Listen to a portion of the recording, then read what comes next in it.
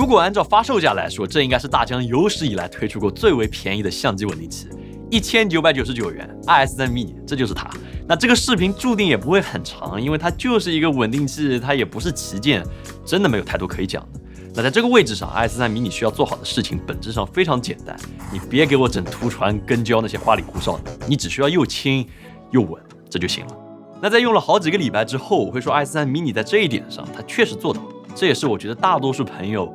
应该会选择的稳定器。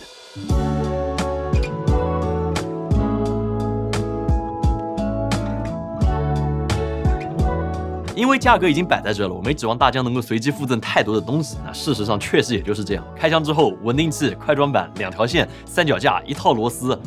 没了。那 S3 mini 稳定器本身，要我来说，我的评价个人来说会给的比较高一点，因为它优化了重量这个最让摄影师头疼的问题。那只要你是用过大稳定器拍过一天婚庆还有活动的这些朋友，你都应该会记得回家以后的感觉，整个人直接就瘫了。那现在 IS3 mini 的重量降低到了850克，这是带上电池的重量。我很难找到一个东西来比较这个重量，差不多是3到4台 iPhone 14 Pro Max 的重量。那相比 1.75 公斤的 IS3 Pro， 这基本是它的一半还不到一点。那再加上整体也变小了，重心也更加贴近腕部，所以综合使用下来，手部负担的减小，这个感知还是非常明显。那我算是这个不算特别强壮，这个或者说比较瘦弱，反正现在用下来拍一天也没有什么太大的问题。那重量变轻了，体积变小了，紧跟着的问题就是它的承重到底怎么样？2公斤啊，这是大疆给出的数据。这意味着 A7S3、R5 甚至 R5C 这样的机型，你配一个2470或者24-105的镜头，它也都能用，也没有出现什么电机过载尾掉的情况，这都没有。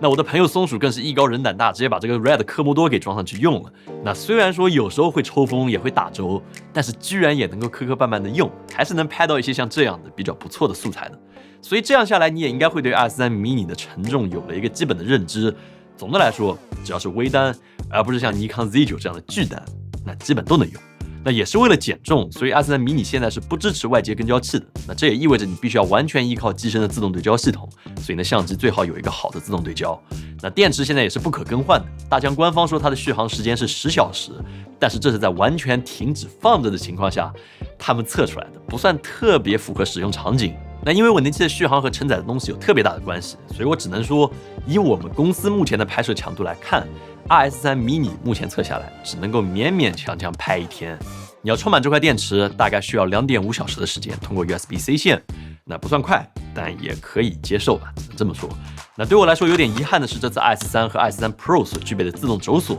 在 IS3 mini 上面这就没有了。所以你需要手动来固定这个结构，而且在设计上，因为为竖排考虑，稳定器的轴臂在装较大设备的时候，你是没办法完全折叠起来把它给锁住的，所以在临时转场的时候，也会比它的老大哥们稍微麻烦这么一点。那触摸屏 mini 也比老大哥们要弱一点，用的是 IS2 的屏幕，会小一圈，但是你说难用吧，那倒也没有这么难用，只是触摸的时候需要注意一点，来防止误触。那比较好的一点是 IS3 mini 这次配备了蓝牙快门，所以你可以不接线就用稳定器来控制相机的录制，你只要配对一次就可以永久使用。那假如是索尼相机的话，甚至还可以实现不接线来实现电动镜头的光学变焦，这总的来说都是挺好的。那最后的最后就是竖拍，这也算是很多视频工作者的刚需。那大疆做的比较好的一点是，它不需要再有任何配件就可以来实现竖屏的拍摄，只要像这样把稳定器拆开，然后把它分块给装上去，那也就行了。那竖拍的效果也相当不错，使用得当的话，屏幕是不会被轴臂给遮挡的。那只不过这个结构，这台稳定器的调频就会要复杂一点，我只能这么说，能移动的模块会比较多，我会建议刚入门的朋友还是看一看说明书或者官方的视频。所以这应该算是我们最近最短的一个新品上手，因为它能讲的东西真的就只有这点，它就是一个性价比很高的来自于大疆的稳定器。那如果你只想要稳定这一个功能，并且你的相机不是特别庞大的话，那我觉得你选它就行了，就是一个很好的选择。那最近新出的另外一个新品松下 S5 Mark II 的视频我们也在做，那里面也有很多画面是用这台稳定器拍摄的，所以你也可以期待一下，届时可以作为这个稳定器的这个评测的一个补充和一个参考。那如果你喜欢这个视频的话，也请务必点赞、投币、3连转发，这会对我们非常大的帮助。那么我们下次见。